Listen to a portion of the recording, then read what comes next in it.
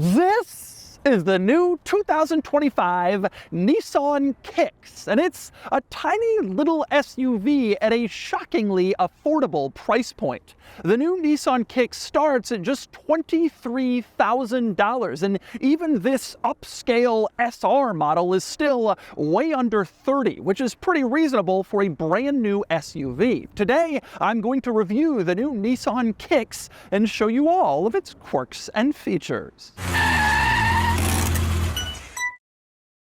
Today's video is sponsored by Cars and Bids, which is my online car auction website for modern enthusiast cars. Cars and Bids has around 600,000 registered users all participating in our auctions of cool, special, exciting cars like this, and this, and this, and this. If you're looking to buy or sell an enthusiast car from the modern era, do it on carsandbids.com. All right, time for the quirks and features of the new Nissan Kicks, starting with one of its biggest selling points, which is pricing. Like I said, a brand new SUV in the mid-$20,000 range. The base model starts around $23,000, and this is the top-of-the-line Kicks SR with a starting price of around $27,500. That's pretty reasonable considering the average new car sales price is creeping up towards $50,000. A brand new SUV for half that money. Then, although it's a pretty appealing price point, there are some similarly priced rivals. The Mazda CX-30, the Buick Envista, the Honda HR-V, the Chevrolet Trailblazer and Trax, and the Ford EcoSport are just some of the competitors in this growing segment. It seems that just like elsewhere in the market, people don't want little cars anymore, they want SUVs. And so we have a new crop of affordable little SUVs like this one. Now, it's important to point out that although this Nissan Kicks is totally new and redesigned, it's not a brand new model. The first generation original Nissan Kicks came out back in 2018. This is the beginning of the second generation, although this one is way more appealing than the original for several reasons. One is capability. This offers all-wheel drive. The original Kicks was technically a crossover, but it was front-wheel drive only.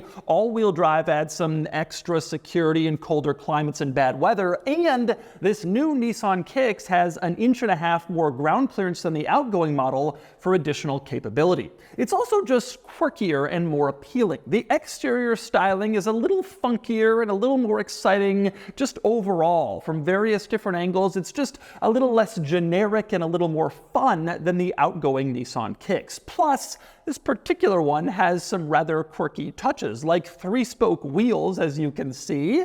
Definitely a little unorthodox and strange, but kind of a cool detail. Same deal with two-tone paint coloring on the outside. You can see red on the upper half, including the mirror covers, and gray on the lower half. Kind of helps set this apart from other small crossovers.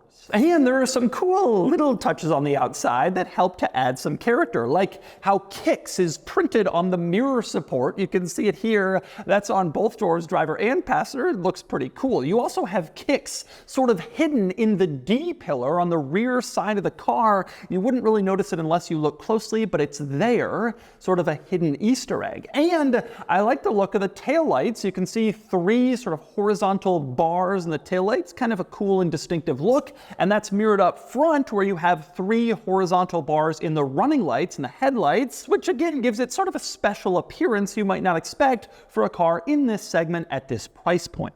And there's more power. The outgoing Nissan Kicks had a 1.6-liter 4-cylinder engine with about 120 horsepower that drew a lot of criticism for just not being powerful enough to really move the Kicks. It was fine, but just. This new Nissan Kicks has a bigger engine. It's a 2-liter 4-cylinder with about 140 horsepower. And although a 20 horsepower boost isn't that significant, in a vehicle this size, it should have a pretty decent effect at taking it from rather lethargic and underpowered to at least sufficient for regular driving situations. So more power is another benefit over the outgoing model. But some of the biggest benefits of the new Nissan Kicks are on the inside, where you do have a host of pretty impressive new features, both technology and materials and general equipment. Probably the most impressive new feature in the new Kicks is driver assist. That's not only adaptive cruise control that'll match the speed and the following distance of the car in front of you, but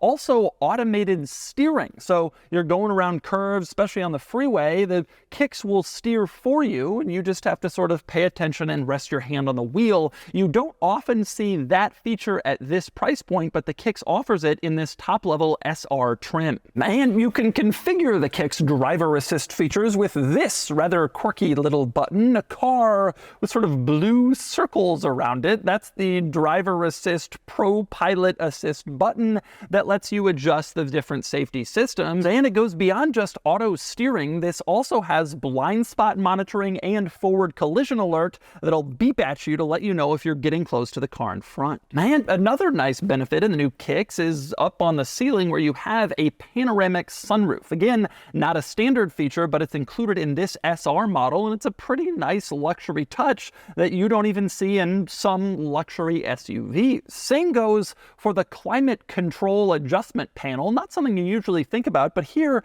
it's pretty cool. This black gloss capacitive touch panel is nice and classy. You adjust your temperature, turn on your heated seats, change your fan speed, all done on this kind of nice looking, high quality climate control touch panel, better than your usual cheap plastic buttons, and not expected in a car like this. And next up, another nice touch. Take a look on the side of the headrest. You can see there's a little logo that says Bose Personal Plus. That, of course, refers to the sound system in this car. Again, not standard, but this one is equipped with this 8-speaker sort of surround system that even has headrest speakers. I looked it up. It's supposed to immerse you in a 360-degree feeling of sound, whatever they say.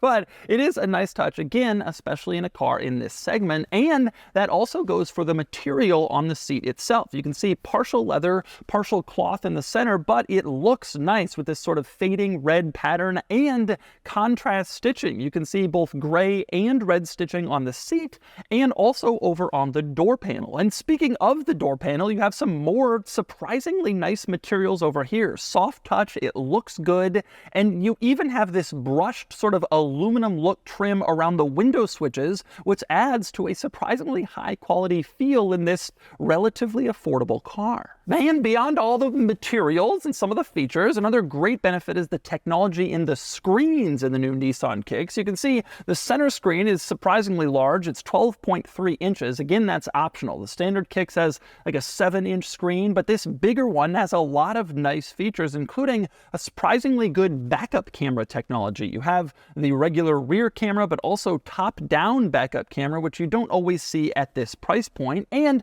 you also have a nice home screen, and the system in general is fairly responsive to your touch and easy to use. Now, the gauge cluster screen, same deal. Surprisingly large, full screen, and you can adjust the display in the center to show you the music that you're listening to or various other pieces of car information you might want. Now, it's worth pointing out you cannot get a map to display in this gauge cluster screen because this car does not have a navigation system. For all of its nice luxuries and benefits, no navigation. They leave that to Apple CarPlay and Android Auto, which are of course standard, in order to get your navigation in your favorite map app. But the drawback is you can't get it in the gauge cluster. And speaking of things you can't get, worth pointing out, despite all the nice materials and features and tech in this car, there are still some items that are surprisingly missing. For example, manual adjustable seats. No power seats in this car. It'll drive itself for you, steer and brake and accelerate for you, but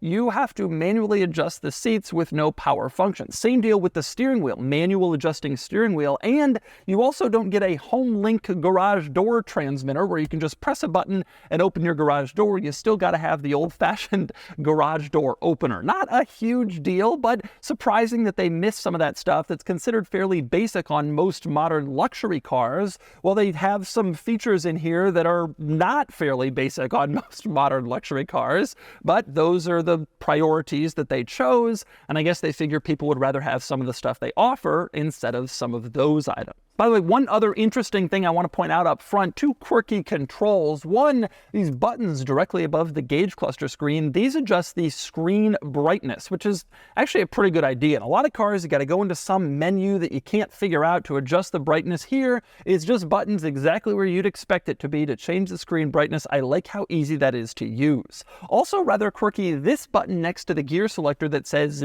D mode. I'd be thinking, what is that? It means drive mode.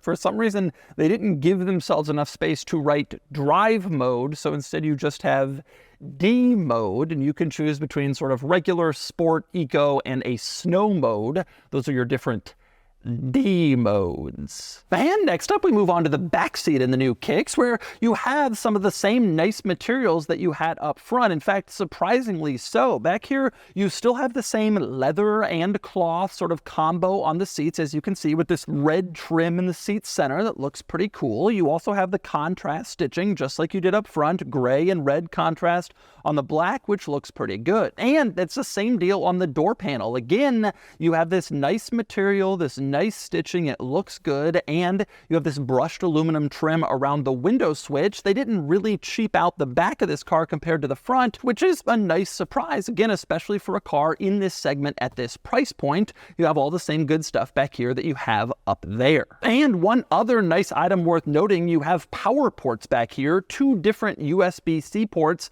to charge your rear passenger devices, which is always a nice touch to see in cars. But a couple of drawbacks. For one, you don't have any climate controls or climate vents in the back seat. That is typical of vehicles in this segment, this small crossover. They almost never have climate controls and rarely have climate vents, and that's the case here as well. Also worth pointing out, back here, it is relatively tight. I have the front seat positioned where I would sit as a taller driver, and sitting behind that seat, my knees are really pushing into the seat in front, and my head is right up against the ceiling. Now, it's not so bad. If you had someone a couple of inches shorter than me, you could totally make it work, but for larger adults, this isn't really going to be a place you want to spend a lot of time. It's not incredibly comfortable back here, but it does reasonably well, and most importantly, it's expected in this segment given the size of the car. You're not thinking you're going to get some giant back seat, and you don't, but you get an adequate one. And finally, we move on to the cargo area in the new Nissan Kicks, where unfortunately, you don't have a power tailgate. You have to open it up manually, but once you get inside, you can see it's actually a surprisingly large cargo area considering the compact nature of this vehicle. Good, flat, wide space. Of course, the seats fold down for even more room, and you have extra cargo storage on the sides of the floor of the cargo area, and if you lift up the floor, you have extra storage underneath, more places where you can put stuff if you want to hide it or if you don't want it rolling around. It's a pretty decent cargo space back here, another benefit of the new Kicks. All right, driving the new Nissan Kicks, which is not a particularly exciting car, but certainly an interesting one.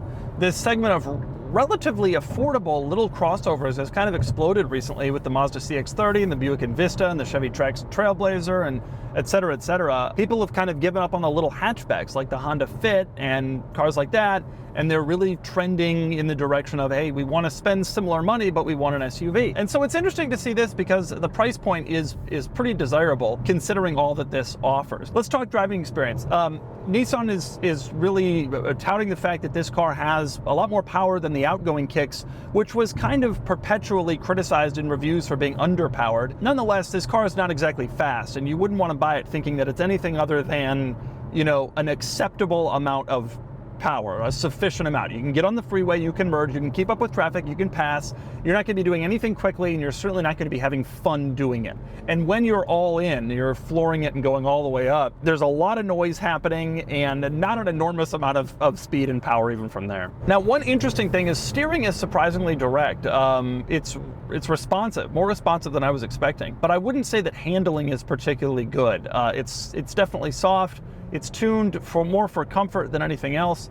Although really you don't get an enormous amount of comfort either. It's not particularly comfortable or particularly sporty, but that's the reality at this price point. The $25,000 price point, you know, your suspension technology is not going to be the finest stuff in the business. Nonetheless, it's relatively compliant. Driving on a relatively smooth freeway, you do feel a little bit of you know, pavement undulations. It's not the most comfortable vehicle. And in terms of noise, you do hear tire noise, road noise from the outside, vehicles driving past. It's not a luxury car. It's not intended to be a luxury car. It's a new SUV for 25 grand with some nice features. That's what it is. Now let's talk about that driver assist technology for a second, because that's something that Nissan is really advertising, marketing about this car, that a vehicle in this price point could have auto steering. And indeed it does, and it's actually pretty good. I've been using it, and it does auto steer relatively well for you. The steering wheel is capacitive touch, meaning that you just have to kind of keep a hand on it, and it will know that you're there and that you're watching it. You don't have to jiggle the wheel or keep your eyes forward. However, the capacitive system is it requires a real hand on it. You can't just like tap it with a finger like in some cars. You really gotta, it's not very sensitive. You really gotta get your whole hand on there to make sure that it knows that you're watching. But once you are, it goes around highway curves tightly, like really pretty well done. Not expected, you know, in this price point, but that's what it does. And in terms of adaptive cruise control and keeping the following distance from the car in front of you, it does a good job of that too. I'm now in heavy traffic, which is one of the primary places that you would use a feature like this, and it's steering for me right now. It's accelerating as the cars in front of me accelerate, keeping a decent following distance, not braking too heavily, you know, like up at the very end right before a car. It's doing a good job of just doing exactly what you would expect it to do. Which is nice. It's nice to get that from a system in a car at this price point. So that's kind of a general overview of the Kicks. There's not that much to write home about, quite literally. It's a car. It's a car at this price point, and it's not intending to be a luxury car, a very special car, but at this price point, it does deliver on exactly what it says, which is it gives you a brand new crossover SUV with some decent technology, not just the self-driving, but some of the stuff I mentioned earlier, for a pretty affordable price. In that sense, I think it delivers quite well, and it's becoming a crowded segment. The Honda HR-V, like I mentioned, the CX-30, the Mini Countryman, there's a lot of different vehicles in here, but this one has some unique offerings. It looks kind of cool. The technology is a little bit better than rivals for the price point. Obviously, the Nissan brand isn't exactly the strongest, but it still ends up being pretty desirable given its value proposition. And so that's the new 2025 Nissan Kicks. There aren't too many car options in the $20,000 to $25,000 price range, especially for a brand new SUV. And while this may not be an opulent luxury car, it's still a pretty impressive value considering the price point and everything it offers. And now it's time to give the new Nissan Kicks a DougScore. And the DougScore is here, 43 out of 100, which puts the Kicks here against rivals, pretty much in the middle of the pack. The Kicks isn't the highest quality compact crossover. That honor probably goes to the Mazda CX-30, and a Honda HR-V is an excellent all-rounder too. But the Kicks offers spunky styling and good equipment at a really affordable price point, and that's a big asset.